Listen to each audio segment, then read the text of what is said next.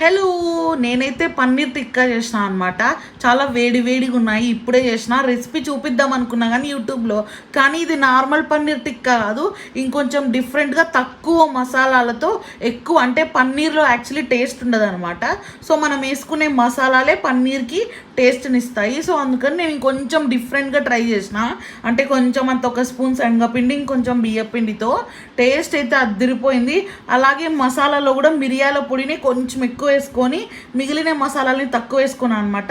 చాలా వేడి వేడిగా ఉంది. ఇప్పుడైతే టేస్ట్ చేస్తున్నాను. యాక్చువల్లీ దీని రెసిపీ చూపిద్దాం అనుకున్నా కానీ ఫస్ట్ నేను ట్రై చేసి బాగుంటే నచ్చితే మళ్ళీ చెప్దాం అనుకున్నా. ఎందుకంటే అనవసరంగా మళ్ళీ నా రెసిపీ చూసి మీరు చేసి దానివల్ల మీరు ఇబ్బంది పడ్డం నాకు ఇష్టం లేదు. సో పన్నీర్ అయితే బాగానే ఉంది, చేయొచ్చు, బాగుంటుంది, 1 టైం తినచ్చు అనమాట. So next time paneer tikka ఎట్లా చేసుకోవాలో చూపించేస్తాను. ఇంక ఇప్పుడైతే పన్నీర్ టిక్కా టేస్ట్ చేసిన, టేస్ట్ అయితే చాలా బాగుంది. అలాగే ఒక లైక్ కొట్టండి, సబ్స్క్రైబ్ చేసుకోండి.